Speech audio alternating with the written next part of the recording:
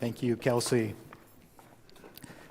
Well, just to remind you, we are continuing in our series of having opportunity to share with each other a little bit from our community. Alan, why don't you please take a seat?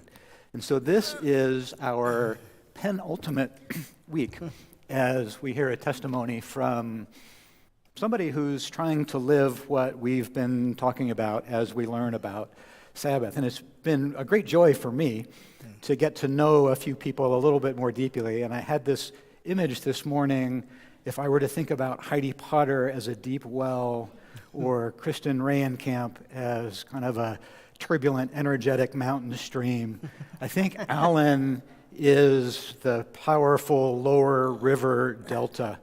He has this calm presence, but this power that I think is really kind of impressive and probably unstoppable. So let me tell you a little bit about Alan Brockett. Alan has been married to Christine for 23 years.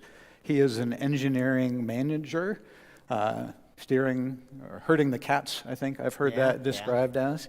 And he has 3 kids. Celia is 21, Bela is 18, and Baruch is 15. In his spare time, he loves to run and hike and bike and just generally be outside.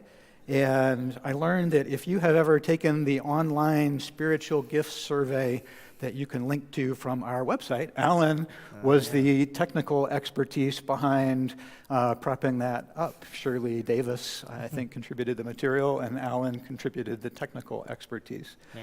So, Alan, as we get started this morning, kind of our usual opening question is, tell me a little bit about when and why you started practicing the Sabbath.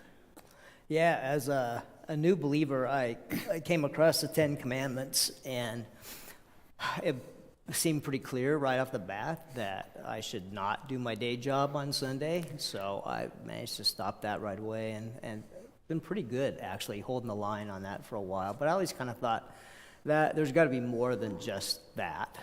So in the fall this year, I got invited to join the same common space group Topher's in, actually, and we're studying the Sabbath, kind of digging in hard on that, and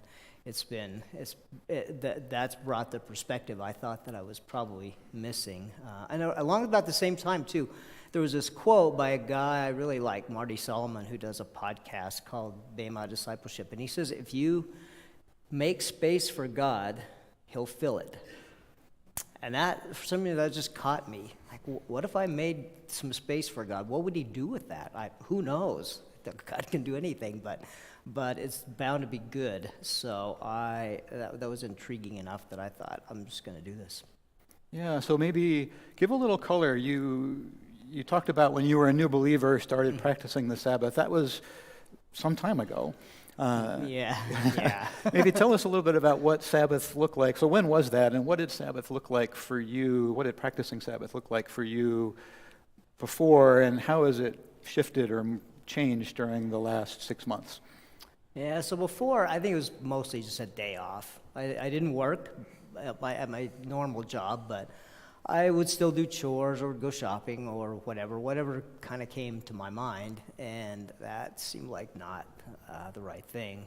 The more I learned, now I guess I'd say it's a lot more intentional.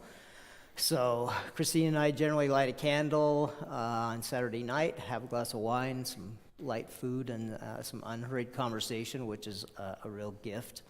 And then Sunday, of course, is worship. As Topher mentioned, I like to be outside and active, so that's a place where I experience God's nearness more than any other place when I feel really alive.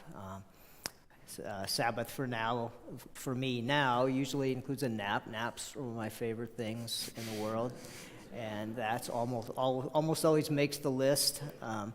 And I've, as Kelsey alluded to, I'm starting to incorporate this idea of feasting into my Sabbath. So for me, during the week, a meal often is something like unwrapping a protein bar and cracking open a Diet Coke.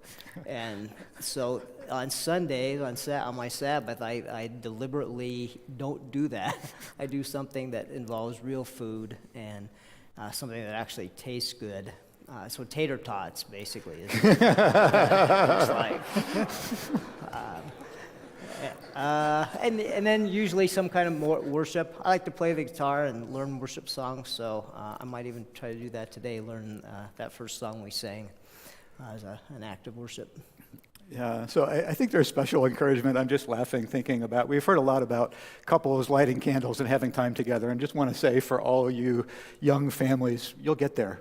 It does come, right? The seasons change. So maybe talk a little bit more about what's been particularly good or joyful for you. What have you learned? How do you think God is teaching you? And maybe some challenges that have come up. Yeah, I think that the biggest thing that I've learned maybe is trust. That I'm so accomplishment driven. I've kind of realized that as the Sabbaths have gone on, that it's just so great to see that I can stop for a day and my life doesn't fall apart just because I didn't work 7 days that week. So that this idea of really relying on God, that's been pretty freeing, actually. But it's been a challenge, because I get a lot of joy from accomplishment, and giving up that has been a kind of a tricky thing. Also, another challenge, honestly, and I really appreciate Carl's teaching on this a couple weeks ago, is legalism.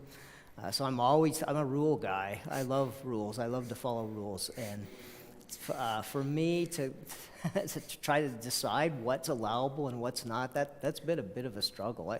For example, even on Sundays, sometimes I help with the live stream here, and so the question came up, is that work? Should I not do that? That would feel like a loss to give up. So kind of gave myself a pass on that, honestly, interpreting it as more of a worshipful thing than a task thing.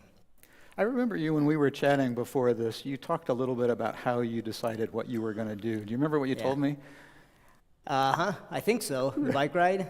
Yeah. So talk about that. Yeah, so there was a time early on, I guess, when I was on a bike ride and wondering what on earth was I going to do with the rest of the day. So this is kind of early afternoon, and the thought came to me, I should just ask God what to do. It seems kind of obvious when I say it now, but at the time it was kind of a revelatory. So I did, and this is a true story.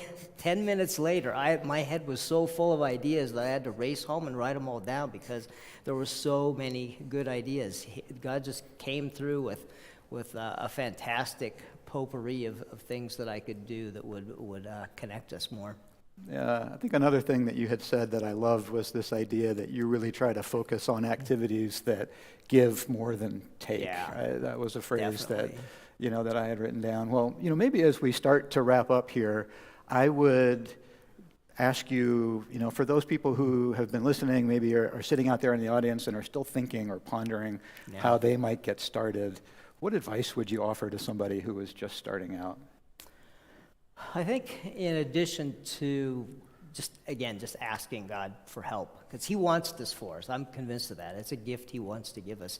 I think the other thing is, this came up in a conversation with a friend who has a lot more complicated life than me and struggles with Sabbath. And while we were talking, the idea of establishing a beachhead came up. So Kelsey kind of alluded to this with her 2 or 3 hours. I actually looked up the definition of a beachhead because it seemed kind of significant to me. And the definition is it's defended territory taken from the enemy by force from which a further attack can be launched. And that seems to fit so perfectly for me, that the world, our own flesh, our culture, the enemy of our souls, those things are all trying to steal joy and steal the abundant life that God gives us.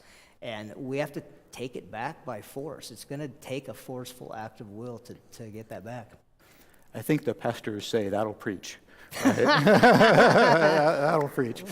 So as we start to wrap up, this is my last opportunity. We have one more week, but it's my last opportunity to be up here in front of you all. And so I just wanted to take a moment and say thank you for allowing me to be here and to kind of learn more about folks in our community, to go deeper with them. And so I wanted to leave with this piece of encouragement, which is there is this depth and richness that's present in our community. And I think on a day like today, often we get stuck at this level of, hey, who's going to win the Super Bowl? And you and I talk, we don't really, neither of us really cares. Who's going to win the Super Bowl? But what would it be like if we all went that one step a little deeper to say, hey, what's it like to be you? And specifically, what's it like to be you as you seek to follow Jesus? And so that's my encouragement as we leave today. And I'd like to thank Alan, and maybe we can all give Alan a big round of applause and invite the worship team up. And thank you very much.